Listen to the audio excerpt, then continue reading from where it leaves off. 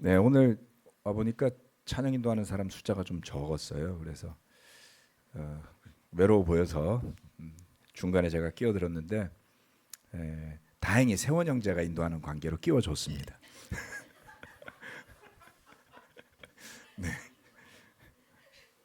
연습에 참가 안 하면 원래 안 끼워주거든요. 네. 자, 감사합니다. 네. 봉사할 수 있는 기회를 주셔서 우리 영호 형제 이야기에 여러분들 또 얼마나 공감하셨을까요? 네. 그렇습니다. 말씀을 잘못 해석하면 자기가 하나님이 될 수도 있죠. 네, 그 포인트가 참 좋았던 것 같습니다. 또 그리스도인 또 제자된 양심으로 본인의 그 정의감과 분노에 북받쳐 오르는 생각을 실천하지 않고 기도하면서 고민한 그 살아있는 양심에 존경을 표합니다. 나눠주셔서 감사합니다. 아주 생생했습니다. 자, 오늘 저는 성경에 나오는 신약 성경에 나온 두 종류의 개에 대한 이야기를 하겠습니다. 여러분 혹시 집에 애완견 키우시는 분들 계신가요? 네네네네, 좋아요. 무슨 종류 키우시죠? 그 좋아하는 종류가 각각 다르잖아요.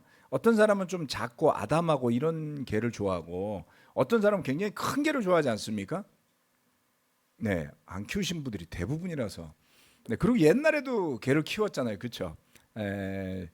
저도 우리 어린 시절에 개를 키웠습니다. 대체로 그 당시에 개 이름은 쫑 아니면 메리잖아요. 그래서 제 기억에 우리 집 개 두 마리도 이름이 하나는 쫑이었고 하나는 메리였습니다.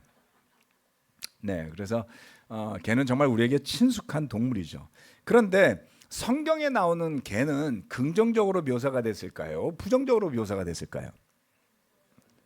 네? 그렇죠. 근데 대체적으로 보면 성경에는 개를 표현할 때 좀 뭐라 그럴까요? 부정적이고 미련하고 뭐 배신자라든가 또 뭐 악한 자들의 이미지가 훨씬 더 많이 묘사되어 있습니다. 네, 좀 얄미운 것도 있죠. 나사로가 이렇게 상처가 있는데 그 헌대를 개가 핥았다 그랬잖아요. 그 좋았을까요? 좀 얄밉잖아요. 예, 그런 느낌도 있죠.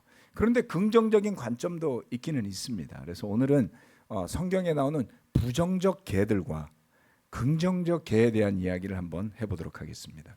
이 영감은 우리 전임 수련회에 가서 박미숙 자매가 긍정적 개를 나누는 것에서부터 시작이 됐거든요.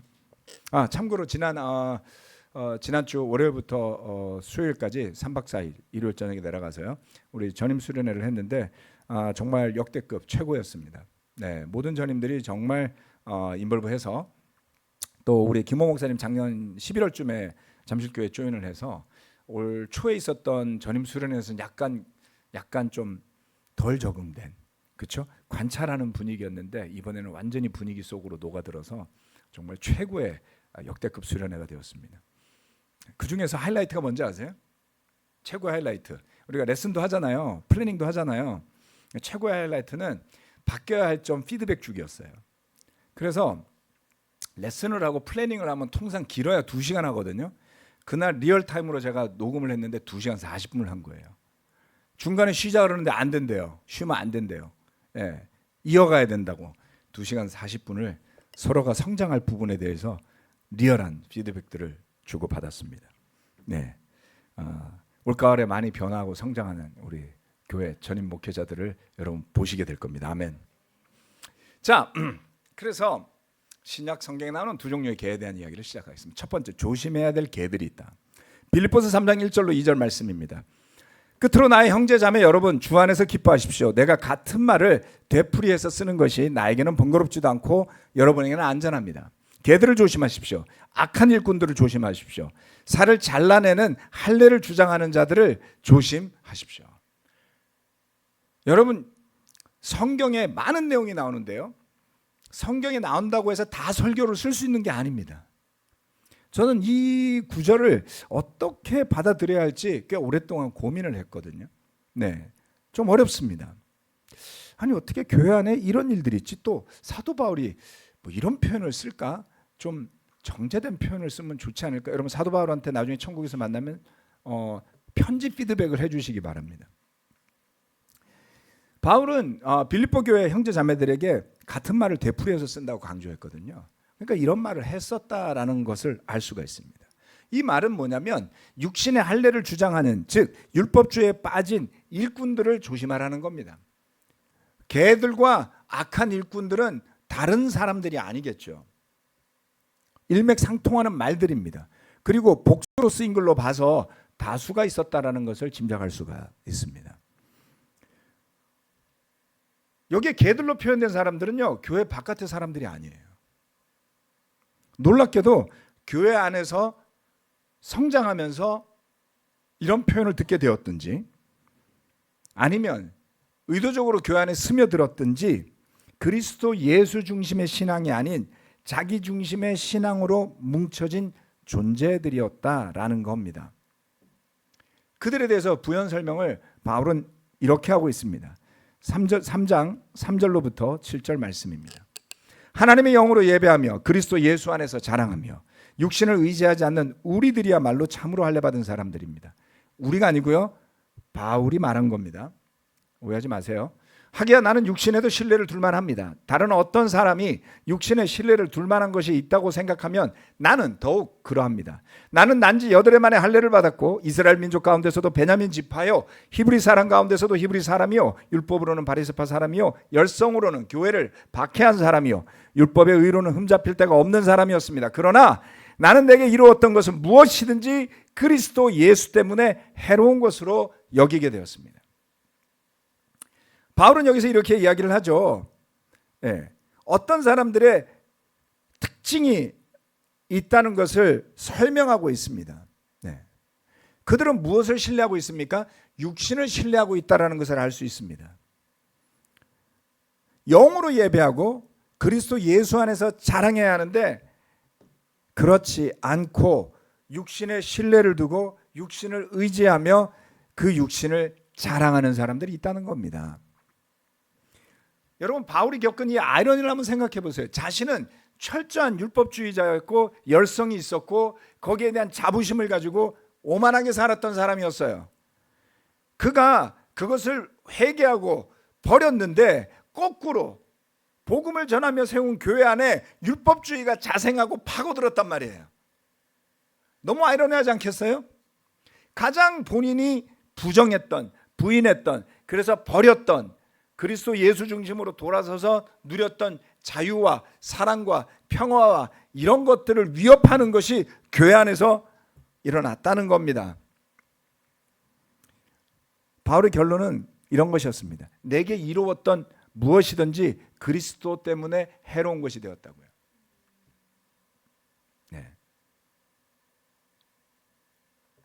그렇죠? 왜 이루었던 것이 해로운 것이 될까요? 본인이 생각할 때 자기 중심인 신앙으로 봤을 땐 이롭다고 생각했던 것들이었어요. 자랑할 만한 것이라고 생각했어요. 그렇지만 그리스도 예수를 알고 나니 그것 때문에 사람을 죽이는 데에서도 서슴지 않고 동참했을 뿐만 아니라 그것을 주도하는 데까지 나섰던 본인의 악함을 보게 되었던 것이죠. 자기를 정의롭다고 생각하는 사람들의 특징이 있습니다. 본인이 스스로 심판자가 되는 거예요. 그 정의감은 본인의 정의에서 벗어나는 사람들을 악마화하고 죽이고 괴롭히는 것을 주저하지 않는 정도에까지 발전하게 됩니다. 바울이 딱 그랬던 것이죠.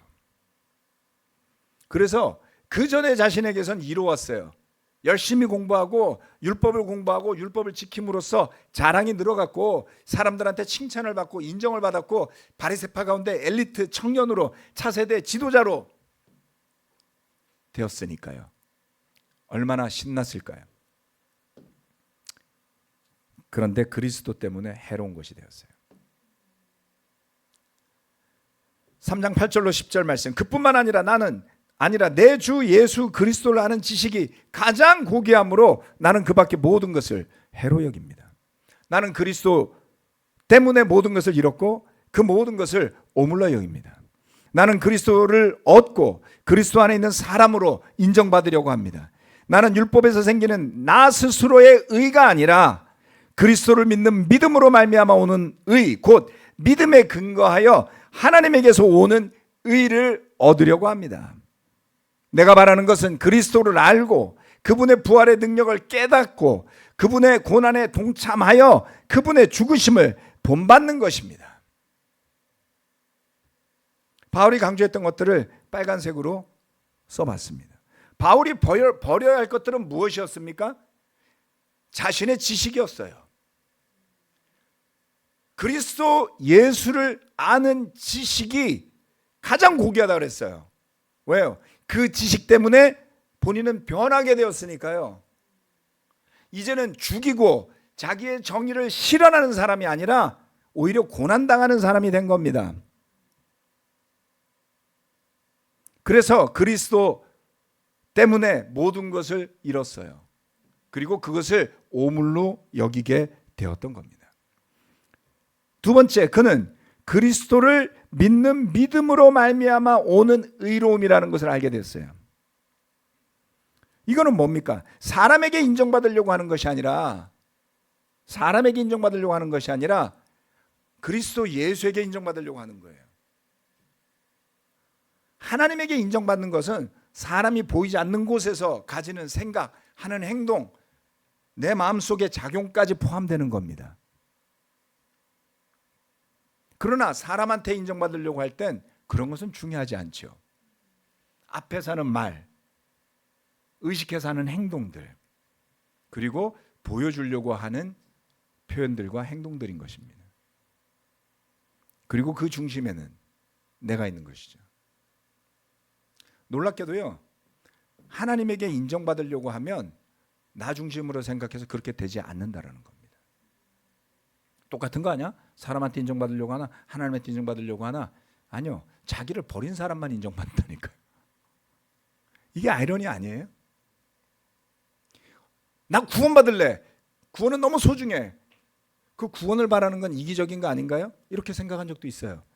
네? 나 구원받으려고 예수님 믿을래. 그럼 우리는 막 너 이기적이야 막 이렇게 생각하잖아요. 근데 구원의 의미를 알면 구원 받으려고 믿는다 이 개념을 넘어서야지 되는 겁니다. 결과적인 것이죠. 그리스도 예수를 아는 지식이 가장 고귀함으로 그 가치를 깨달았기 때문에 그렇게 사니까 그렇게 믿으니까 구원이 따라오는 것이죠. 구원 받으려고 그 지식을 사랑한다고요? 구원만 달랑받고 끝내고 싶지 않을까요? 여기에 바울은 율법에서 생기는 나 스스로의 의가 아닌 그리스도 예수를 믿음으로 인해서 생기는 그 의를 얻으려고 했던 것이죠. 그가 바라는 것은 그리스도를 알고 그분의 부활의 능력을 깨닫고 그분의 고난에 동참하는 겁니다. 내 능력이 아니에요. 내 능력, 내 역할, 나의 포지션, 이런 것들이 교회를 망가뜨리는 근본인 것입니다. 가장 낮은 자가 되라 그랬고 그리스도 예수를 따라 자기의 목숨까지 내어주라 그랬는데 1도 양보하지 않는, 손해를 1도 보지 않으려고 하는 사람이 무슨 수로 천국에 들어갑니까? 바울은 자신의 능력을 키우려고 하는 데 관심이 없었어요. 본인은 능력이 없다는 걸 깨달았습니다. 그가 전하는 복음의 말씀이 능력이 있다는 것을 믿었어요. 그리스도 예수를 아는 것이 자기가 가졌던 그 모든 율법적 경험과 지식보다 대단한 것임을 깨달았기 때문에 이젠 그게 쓰레기처럼 오물로 여겨지게 된 겁니다. 그래서 고난에 동참하는 겁니다. 죽으심에 동참하는 겁니다. 그것이 바로 걔들과 바울이 달랐던 점이에요. 걔들은 고난에 동참하려고 하지 않습니다. 손해를 보려고 하지 않습니다. 율법에서 생기는 나 스스로에 의해 도취되는 사람입니다. 내가 얼마나 능력 있는지 사람들로부터 자꾸 듣고 싶어요.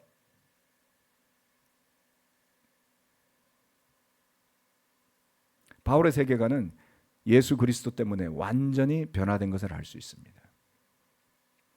그는 그 자신의 불완전함을 누구보다 잘 알았어요. 그렇죠? 그래서 자랑스럽게 여겨왔던 것들이 그 자신을 망쳐왔던 원인임을 깨닫게 된 거죠. 자기 자신이 악한 사람이었고 그 개들 중에 일부였다는 것을 깨닫게 된 겁니다. 그래서 그는 빌립보 교회 형제자매들에게 이렇게 간곡히 그러나 매우 솔직하게 부탁할 수 있었던 것입니다. 형제자매 여러분, 자신의 선과 정의로움을 믿지 마십시오. 그 생각에 카테고리에 빠져드는 순간 내가 실수할 수도 있다라는 생각을 일도 못하게 되니까요. 내가 놓칠 수도 있다라는 생각을 못하니까 같이 회의하는 자리에서 다른 사람의 의견을 못 듣는 겁니다. 의견을 말하지만 그 의견은 절대적일 수 없잖아요. 바이블톡 안에서 생각을 나누지만 내 생각이 절대적으로 옳을 수 있는 사람이 우리 가운데 누가 있습니까? 목사라고 한들, 장로라고 한들, 장로 할아버지라고 한들 자신의 의견이 늘 맞는 사람은 저는 단 한 사람도 본 적이 없습니다.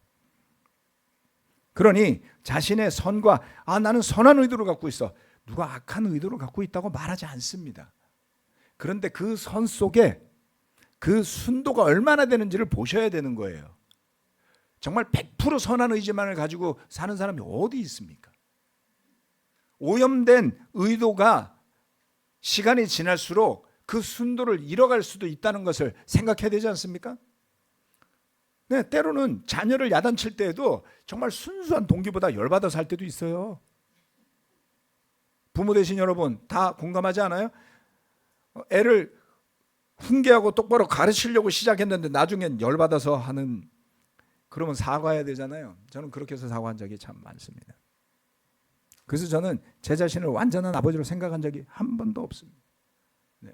제 아내를 위해서 모든 것을 다 해줄 것처럼 느끼는 때도 있어요. 어떨 때 막 눈물도 나요. 노래 듣다 보면 내가 아내를 얼마나 사랑하는지.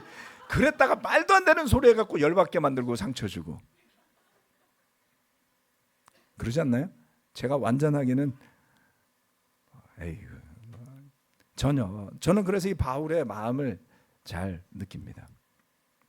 개들을 조심하라는 바울의 간곡한 부탁은 오늘날 우리에게도 해당되는 중요한 분별력이 됩니다. 개가 되지 않도록 주의하십시오. 두 번째, 기꺼이 개가 되겠습니다. 이건 또 뭐야? 네, 이게 우리 미숙자매님이 나눠준 포인트였어요. 마가복음 7장 25절로 28절 말씀인데요. 악한 귀신 들린 딸을 둔 여자가 곧바로 예수의 소문을 듣고 와서 그의 발 앞에 엎드렸다.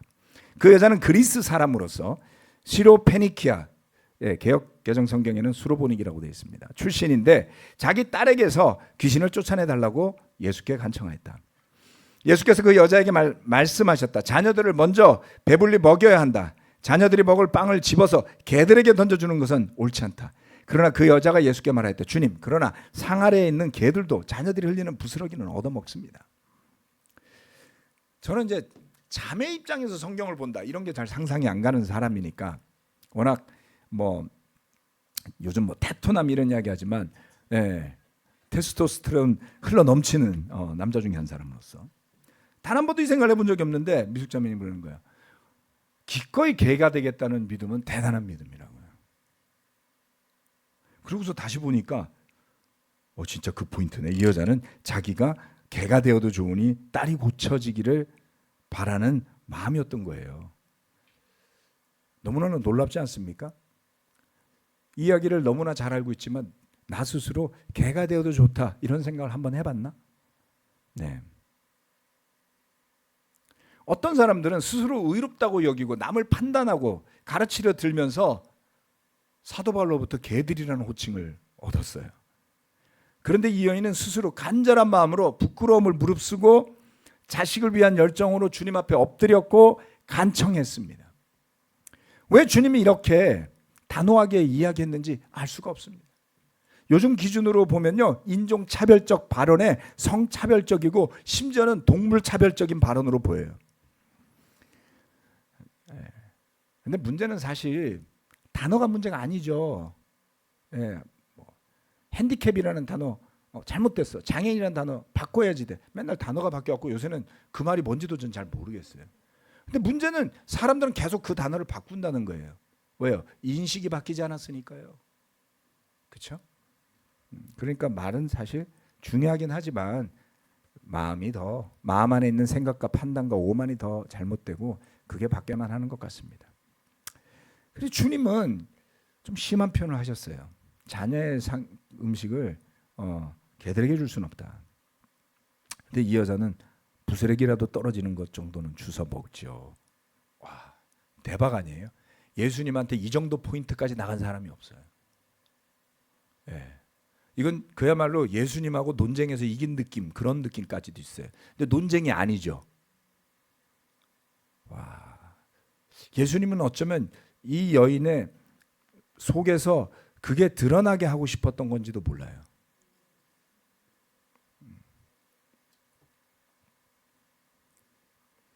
예수님은 그를 찾아온 사람이 되었건 예수님이 찾아간 사람이 되었건 늘 그 사람들의 진정성을 보고자 합니다. 겉으로 드러나는 말, 남한테 보여주기식의 행동이 아니라 속에 무엇이 들어있는지를 알고자 하셨죠. 그래서 어떤 사람들에게는 물어보지도 않아도 막 고쳐줘요. 예. 근데 어떤 사람은 돈을 다 내놓으라 그랬어요. 그 사람에게는 예수님은 자기의 돈을 노리는 사람 정도로 비춰졌을 수도 있죠. 이 여인에게는 너는 자녀가 아니다. 라고 선을 긋는 듯하게 보였던 것이죠. 즉 그 여인의 진정성을 보고자 하는 것입니다. 그래서 주님은 그 여인에게 이렇게 이야기했습니다. 29절 30절. 그래서 예수께서 그 여자에게 말씀하셨다. 내가 그렇게 말하니 돌아가거라. 귀신이 내 딸에게서 나갔다. 그 여자가 집에 돌아가서 보니 아이는 침대에 누워있고 귀신은 이미 나가고 없었다. 대단하죠. 압니다. 저도 유대인 아닌 거 알고요. 제가 그 유대인의 밥상에 앉을 자격이 없다는 것도 압니다. 그러니 저는 기꺼이 개가 되어서 부스럭이라도 주워 먹겠습니다. 부스럭이라도 주십시오. 그것만 해도 충분합니다. 그 믿음은 예수님을 감탄하게 하지 않았을까요? 이 이야기의 시작은 굉장히 도전적이고 날카로운데요.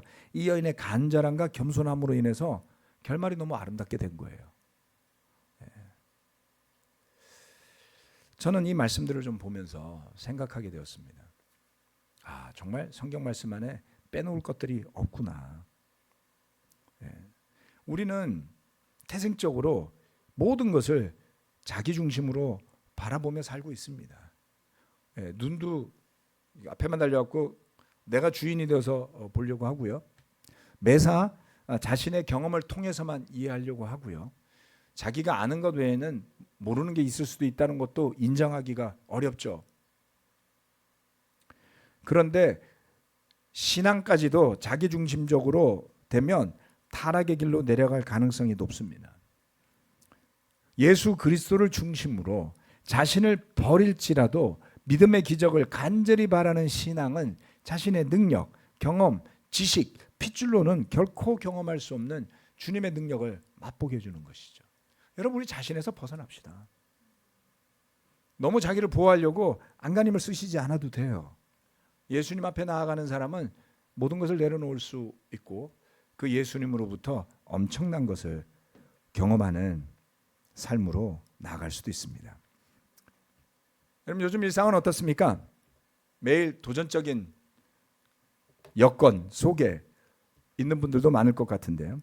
그 안에 날카로운 믿음의 도전을 통해서 한층 더 주님의 모습으로 변화하고 성장해 가시는 가을이 되기를 바라면서 말씀 마치고 기도하겠습니다.